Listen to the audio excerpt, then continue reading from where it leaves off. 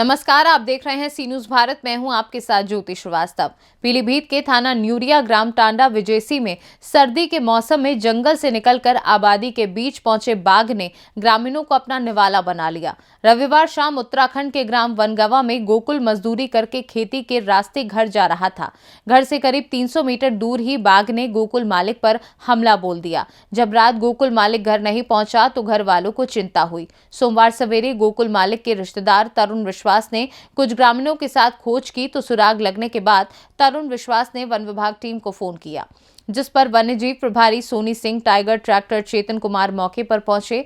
वहीं पास ही खड़े गन्ने के खेत में गोकुल मालिक का शव टुकड़ों में पड़ा मिला।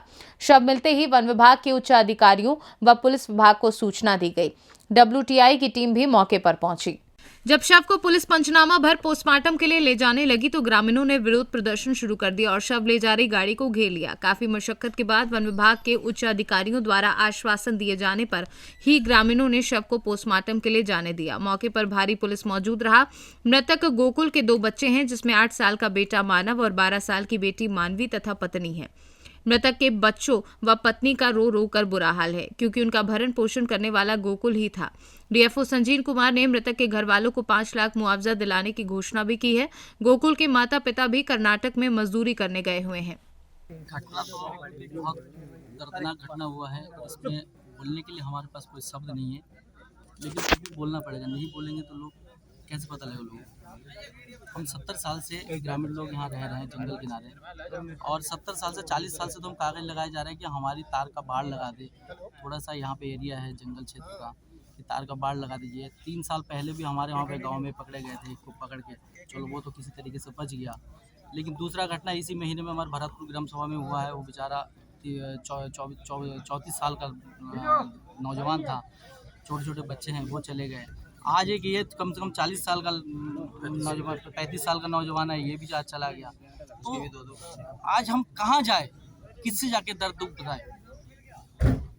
DFO साहब जब भी आते हैं तब यही क्या चाहते हैं? हम ये चाहते हैं कि अधिक से अधिक जल्दी से जल्दी शीघ्र से शीघ्र इस तार का बाड़ लगा दिया जाए। उत्तराखंड बॉर्डर हो या चाहे UP का बॉर्डर हो, कहीं पे भी हो, और शेर को जल्दी से जल्दी पकड़ा जाए। आज ये कह रहे हैं कि हमें शेर का कोई अनुमान नहीं था कि शेर यहाँ पे घूम रहा है। वास्तविकता यह है कि 1 साल से शेर इधर घूम रहे हैं। सूचना सबको है और कोई किसी को संज्ञान में नहीं लेता है कि शेर है। तो गाँव के लोग हैं, गरीब लोग हैं, मर जाए चाहे जिंदा है, कोई मतलब नहीं किसी को।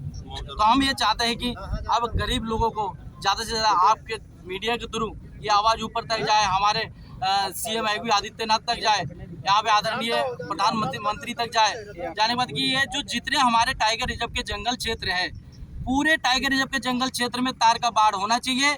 ये बहुत अधिक से अधिक जल्दी से जल्दी होना चाहिए, यही हम कहेंगे।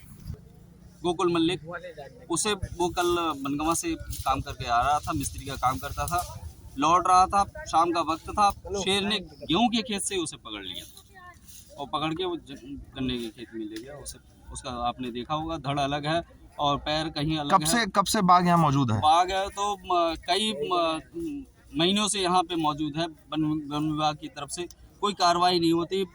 हमने सुबह से लेकर प्रयास कर लिया DFO सर को।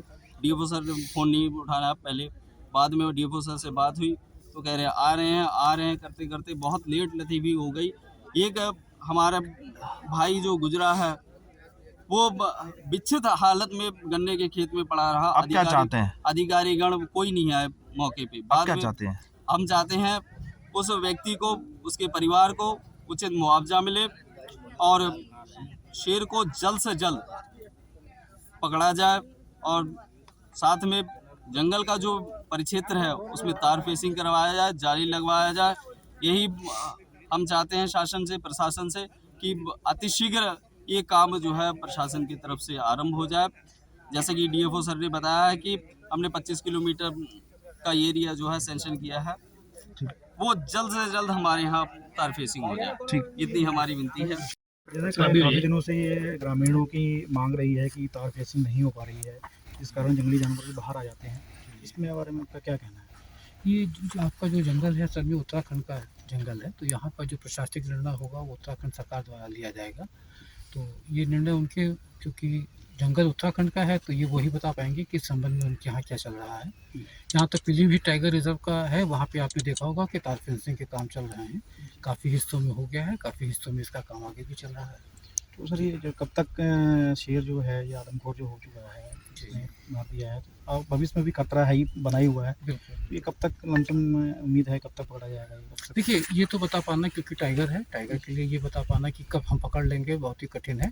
हम प्रयास इसके आज से शुरू करते हैं कि अगर हम पिंजरे के लिए बात हो गई है, हम यहाँ पिंजरा लगाने का प्रयास कर रहे हैं कि पिंजरा लगे, और प्रयास ये रहेगा कि जल्दी से जल्दी पकड़ा जाए, लेकिन कब तक हम पकड़ पाएंगे ये कहना टाइगर के संबंध में बहुत ही मुश्किल है। इस टाइगर की लोकेशन लगातार ट्रेस की जा रही थी। हाँ, टाइगर की लोकेशन तो ऐसा है कि हमारी टीमें हैं जो टाइगर ट्रैक करती हैं, वो बराबर निरंतर टच में रहती हैं।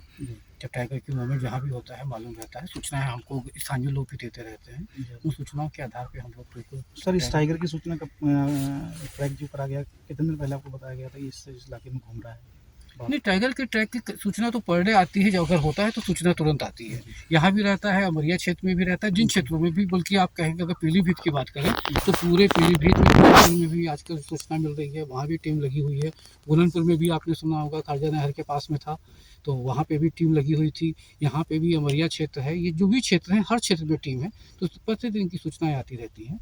वो सूचनाओं के आधार पर टीम हमारी लगती है, उनको ट्रैक करती है किधर है टाइगर। सीख रहे हैं कि तो हम कागज लगा के थक गए कि चलो तार फेसिंग हो जाए, जाल की फेसिंग हो जाए, बाढ़ बन जाए। आज तक हमारी कोई सुनवाई नहीं हुई है।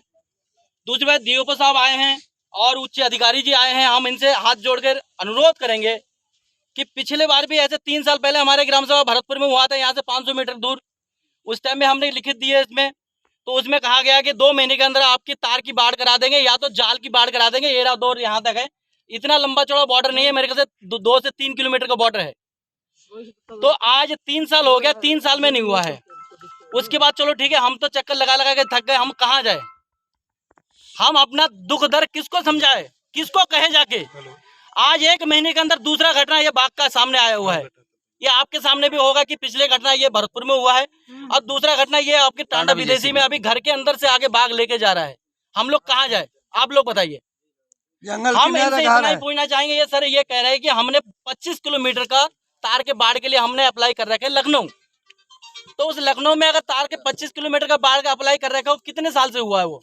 हम तो 3 साल पहले भी दिए थे, 6 साल पहले भी दिए थे, तो उस टाइम तो नहीं हुआ है।